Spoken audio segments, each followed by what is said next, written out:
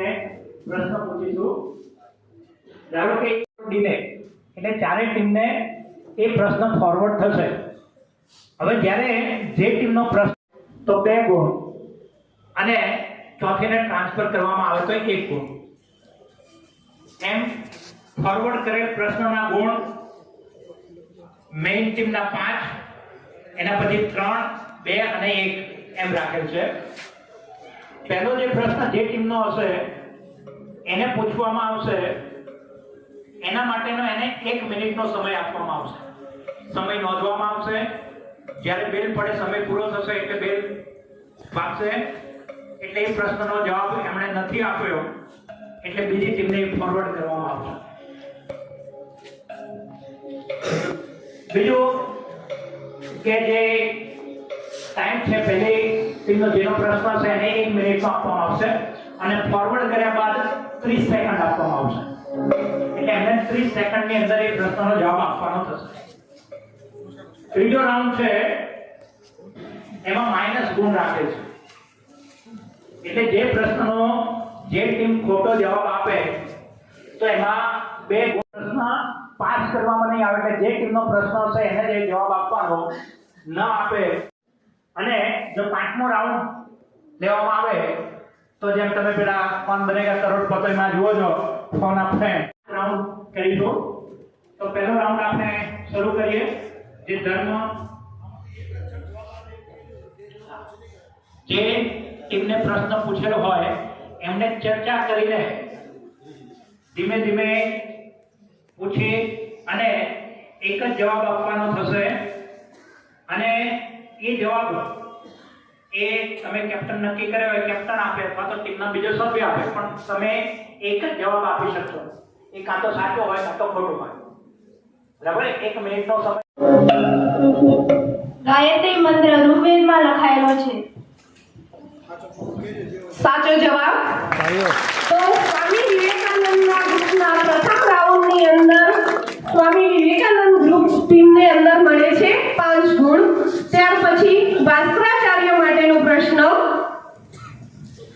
જૈનો માટે સૌથી મહત્વનો પવિત્ર તહેવાર કયો છે?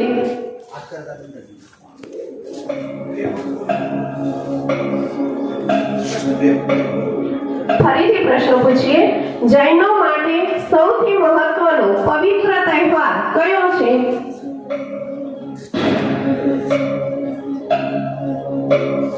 પાછળ સીધો જવાબ બોલો।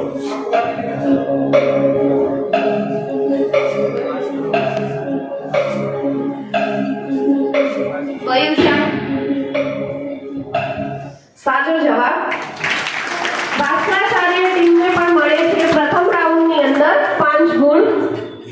હવે કલ્પના ચાવલા માટેનો પ્રશ્ન, મેનકા અને વિશ્વામિત્રની પુત્રીનું નામ શું હતું?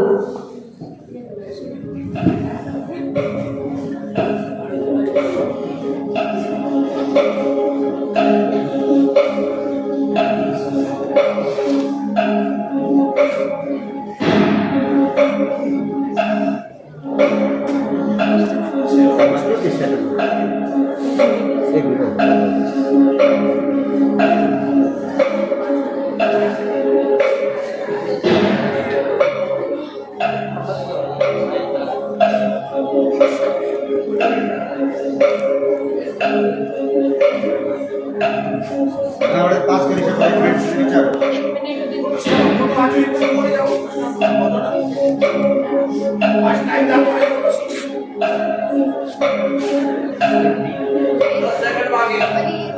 10 સેકન્ડ બાકી। વિશ્વામિત્રની પુત્રીનું નામ શું હતું?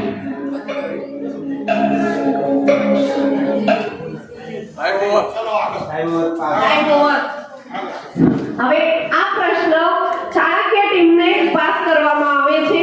જો એ સાચો જવાબ આપી શકશે તો એને +3 ગુણ પ્રાપ્ત થશે। ફરીથી બોનસ પોઈન્ટ। ફરીથી એમનો પ્રશ્ન, મેનકા અને વિશ્વામિત્રની પુત્રીનું નામ શું હતું? શકુંતલા। સાચો જવાબ તો ચાણક્ય ટીમને +3 ગુણ પ્રાપ્ત થાય છે અને કલ્પના ચાવલા ગ્રુપ નથી તો એમને પ્રથમ રાઉન્ડની પહેલા પ્રશ્નની અંદર 0 ગુણ પ્રાપ્ત થાય છે. હવે ચાણક્યનો પ્રશ્ન, શ્રીમદ ભગવદ ગીતાના અધ્યાયોના નામ કોણે આપ્યા હતા? શ્રીમદ ભગવદ ગીતાના અધ્યાયોના નામ કોણે આપ્યા હતા? આદિ શંકરાચાર્ય. સાચો જવાબ. તો ચાણક્ય ટીમની અંદર એમના પ્રશ્નના 5 ગુણ વત્તા +3 બોનસ પોઈન્ટ પ્રાપ્ત થાય છે. હવે પ્રથમ રાઉન્ડની અંદર બીજો પ્રશ્ન,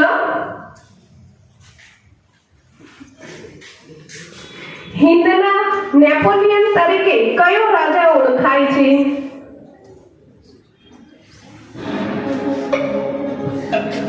સમુદ્રગુપ્ત. સાચો જવાબ.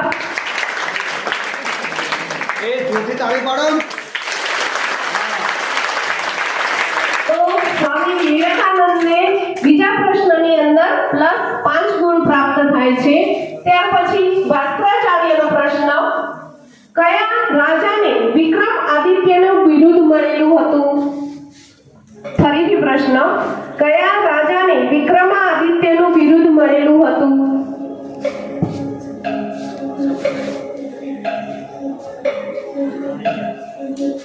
એટલે કાઢું લાગે.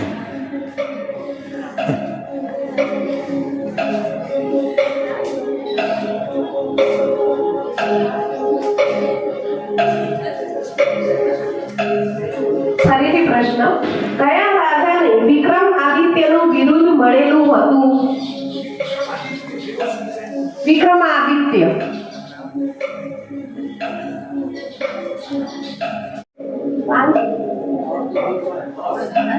દસ સેકન્ડ બાકી છે.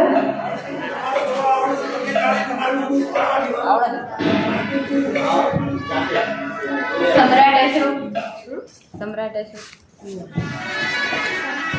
ખોટો જવાબ. હવે આ પ્રશ્ન કલ્પના ચાવલા ગ્રુપને જો એ પોતે જવાબ આપી શકશે તો +3 પોઈન્ટ પ્રાપ્ત થશે. ફરીથી પ્રશ્ન, કયા રાજાને વિક્રમાદિત્યનું બિરુદ મળેલું હતું? 3 સેકન્ડનો સમય રહેશે બોનસ પોઈન્ટ માટે. ચંદ્રગુપ્ત મૌર્ય.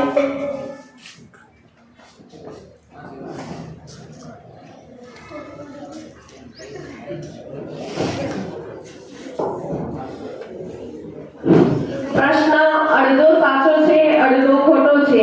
જવાબ આવશે ચંદ્રગુપ્ત બીજા.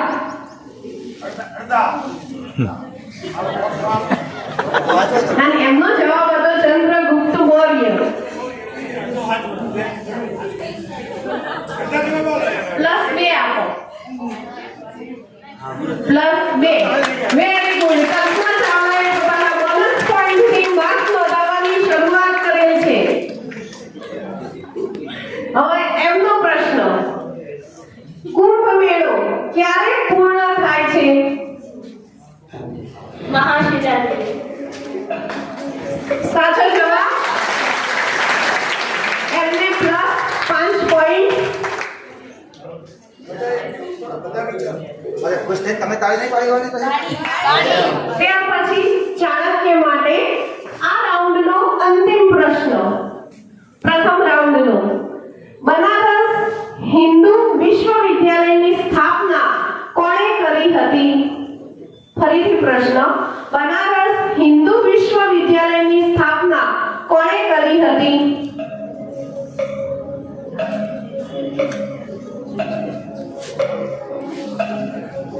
તારે બોલવાનું છે.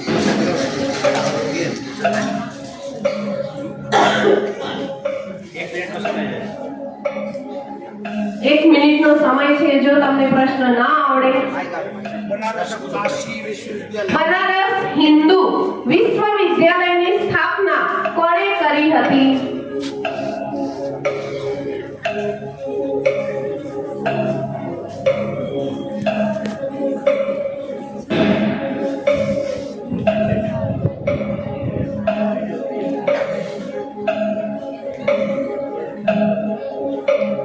દસ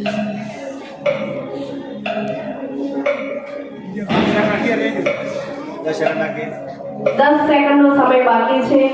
જો ચાણક્ય ટીમ જવાબ આપી શકતી નથી તો આ પ્રશ્ન સ્વામી વિવેકાનંદની પાસે જશે. એમને 30 સેકન્ડનો સમય આપવામાં આવશે. હાલ કીધું જો ભાઈ ટાઈમ ઓવર થઈ ગયો છે. ના, જો. હા તો જવાબ આપી શકો. સર્વ સર્જાનંદ. ખોટો જવાબ. હવે આ પ્રશ્ન સ્વામી વિવેકાનંદની પાસે જશે, જે પાસ કરવામાં આવે છે. જો એ જવાબ આપી શકશે તેમને +3 માર્ક્સ આપવામાં આવશે. બનારસ હિન્દુ વિશ્વવિદ્યાલયની સ્થાપના કોણે કરી હતી? 30 સેકન્ડનો સમય રહેશે. દયાનંદ સરસ્વતી. ખોટો જવાબ. આ પ્રશ્ન બીજી ટીમ પાસે જશે, ભાસ્કરાચાર્ય ટીમ પાસે. જો એ જવાબ આપી શકશે તો +2 પોઈન્ટ આપવામાં આવશે. પ્રશ્ન: બનારસ હિન્દુ વિશ્વવિદ્યાલયની સ્થાપના કોણે કરી હતી? 30 સેકન્ડનો સમય આપવામાં આવશે.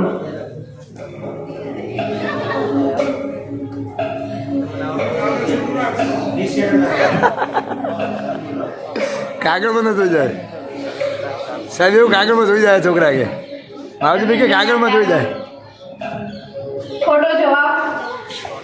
આ પ્રશ્ન ભાસ્કરાચાર્ય ટીમ પણ આપી શકી નથી. તો હવે આ પ્રશ્ન કલ્પના ચાવલાની ટીમ પાસે જશે.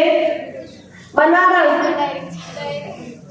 હિન્દુ વિશ્વવિદ્યાલયની સ્થાપના કોણે કરી હતી? ગોપાલ કૃષ્ણ ગોખલે. નમે ખોટો જવાબ.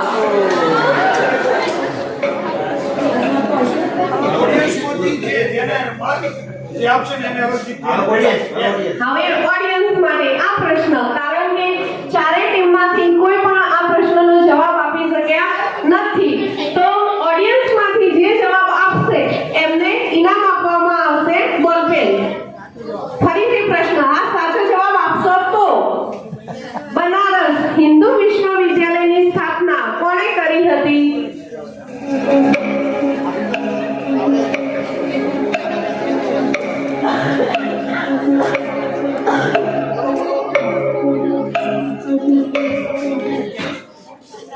આ માઈક બોલ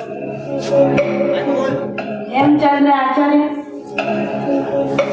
ખોટો જવાબ.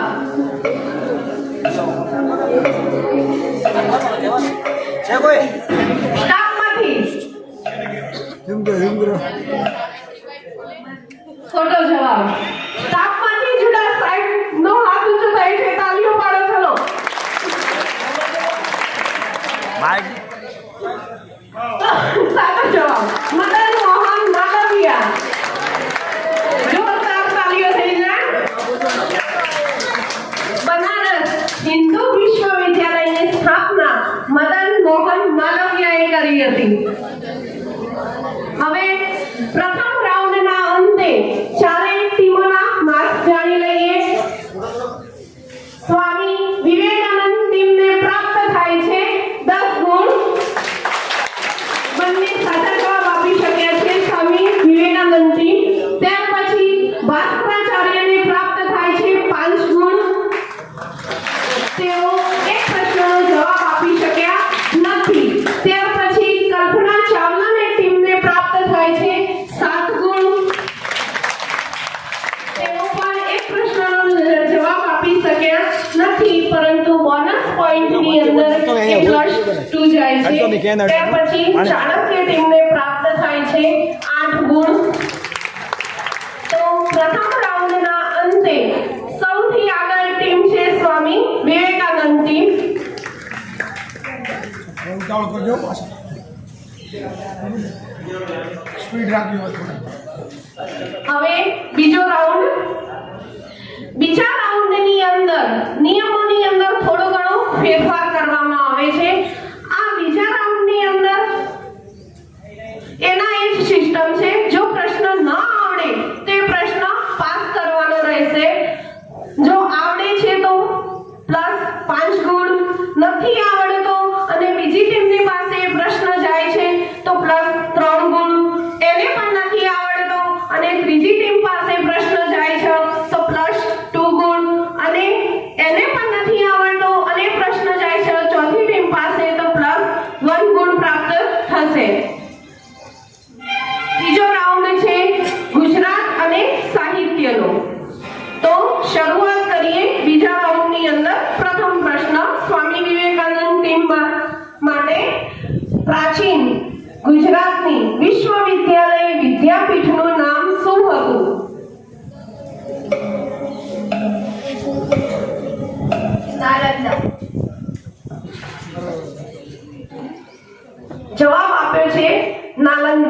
પરંતુ આ જવાબ ખોટો છે.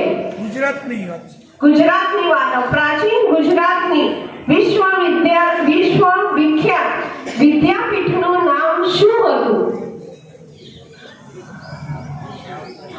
ઓડિયન્સમાંથી જવાબ આપવાનો નથી, પાસ કરવામાં આવે છે આ પ્રશ્ન ભાસ્કરાચાર્યને.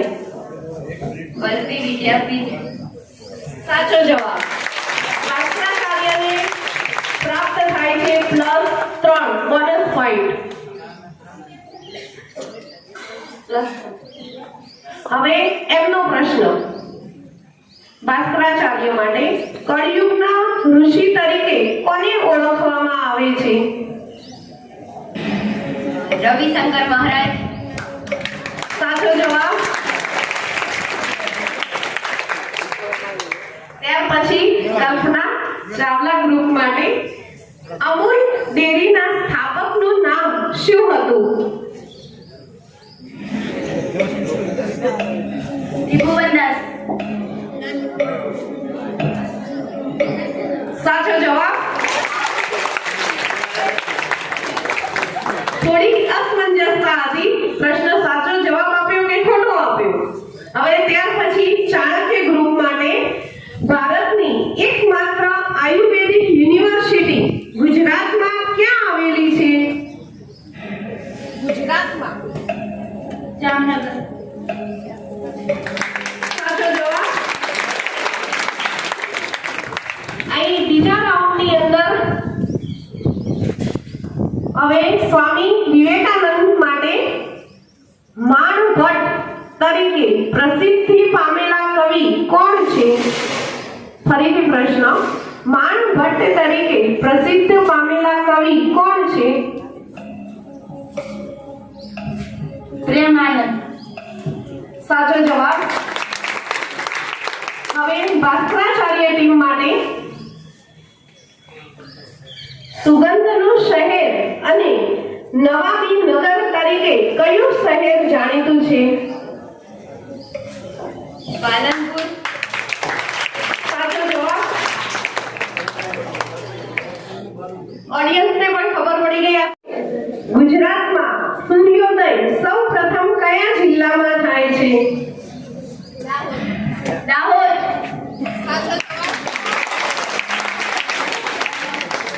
ત્યાર પછી ચાણક્ય ગ્રુપ માટે, સહસ્ત્રલિંગ તળાવમાં કઈ નદીના પાણી આવવાની વ્યવસ્થા હતી?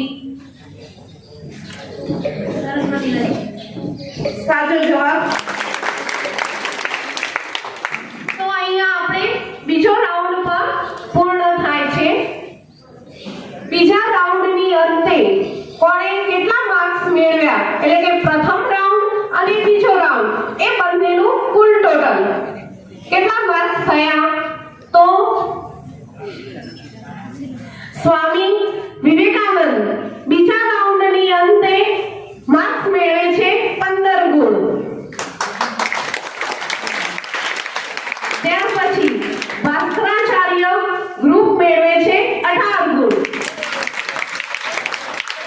કલ્પના ચાવલા ગ્રુપ મેળવે છે 17 ગુણ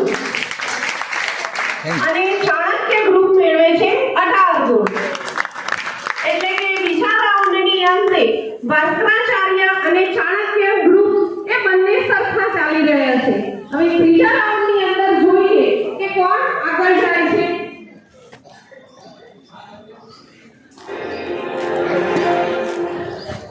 ઓકે.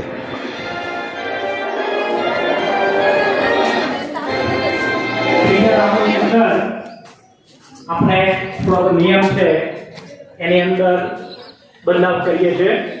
ત્રીજા રાઉન્ડની અંદર પ્રશ્ન પાસ કરીશું, પણ જો એ પ્રશ્ન ખોટો પડે તો એના 2 ગુણ ઓછા થશે, એટલે તમારા ટોટલમાંથી એ ઓછા થશે.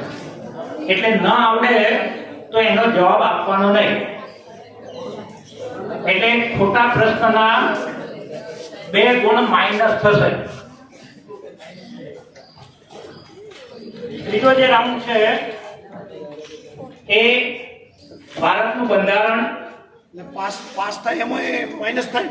હા, પાસ આવ્યા નહીં. ડાયરેક્ટ માઇનસ થાય, પાસ થાય માઇનસ. એટલે ખોટો જવાબ જે કોઈ ટીમ આપે એના 2 ગુણ માઇનસ થશે. એની અંદર બંધારણ, ભૂગોળ અને ખગોળશાસ્ત્ર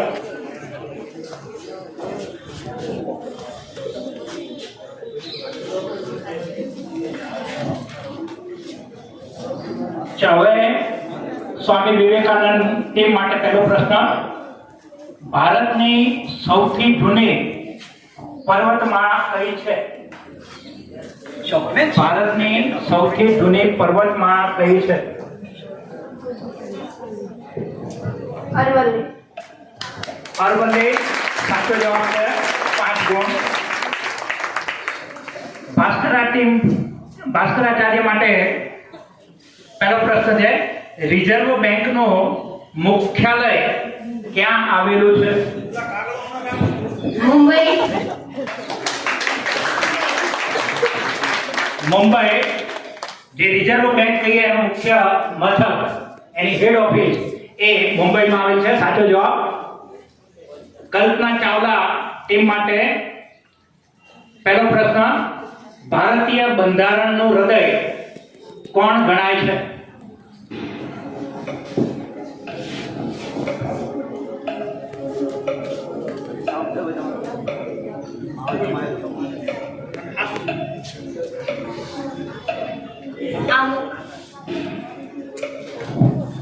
આમુક સાચો જવાબ છે. ચોથો પ્રશ્ન ડી ટીમ માટે, ચાણક્ય માટે પહેલો પ્રશ્ન. ભારતના બંધારણના રખેવાળ કોણ ગણાય છે? ભારતના બંધારણના રખેવાળ કોણ ગણાય છે?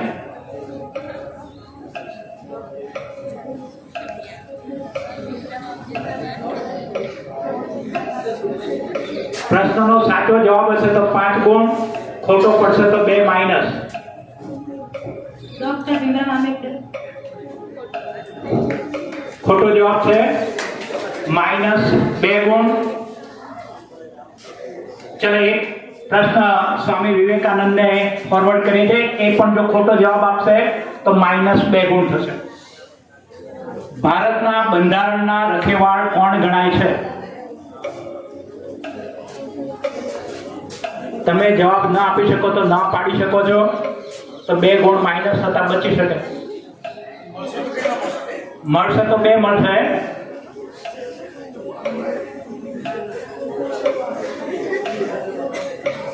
આપો છે જવાબ. ડોક્ટર રાજેન્દ્ર. ખોટો જવાબ. ભાસ્કરાચાર્ય માટે એક પ્રશ્ન ફોરવર્ડ કરવામાં આવે છે. ભારતના બંધારણના રખેવાળ કોણ ગણાય છે? રાષ્ટ્રપતિ.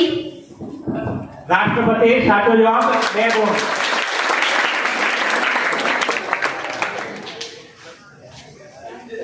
પહેલો રાઉન્ડ પૂરો થયો. ચારે ટીમને એક એક પ્રશ્ન પૂછ્યો. હવે બીજો પ્રશ્ન થાય છે. આપણે આપણા બધા ઉપગ્રહો છોડીએ છીએ.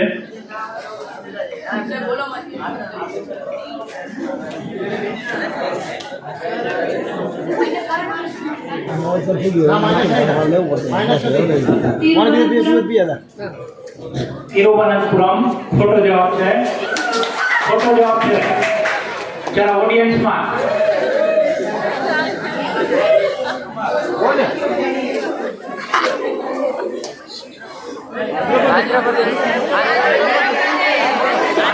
આંધ્રપ્રદેશ. આંધ્રપ્રદેશ. આંધ્રપ્રદેશ તો ખરો પણ જરા આ બાજુથી મારિયા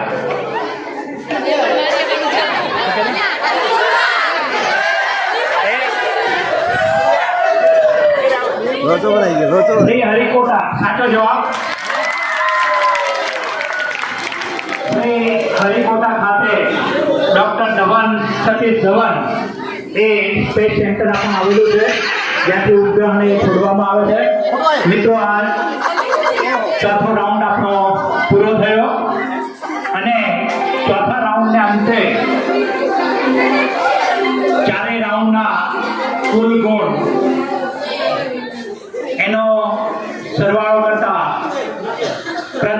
નંબર એ આવે છે ભાસ્કરાચાર્ય. ટીમ ઊભી થશે. ટીમને આપણે સૌ તાળીઓથી વધાવી દઈએ. બીજા નંબરે કલ્પના ચાવલા ટીમ 29 ગુણ. ખૂબ ખૂબ અભિનંદન.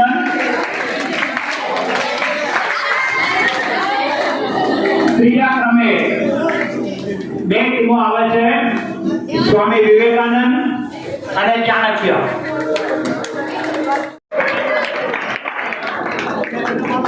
આપણે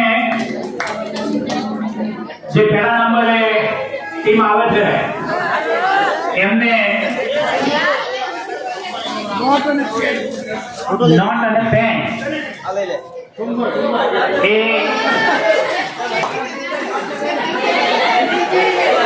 ઓકે ભાગ ખોલી ના ઇનામ છે એ સોમવારે પ્રાર્થનામાં આજે વિદ્યાર્થીઓ ઓછા છે એટલે તમારું બહુમાન થાય એ જરૂરી છે અને એ હેતુથી આપણે આ ઇનામ છે એ સોમવારે આપીશું. ફિલ્મ સ્પર્ધામાં શ્રેયાબેને, બાહુભાઈએ, બાકીના બધા સ્ટાફે ખૂબ સહયોગ આપ્યો અને તમે બધાએ ઉત્સાહભેર ભાગ લીધો એ માટે એક વખત જોરદાર તાળીઓ.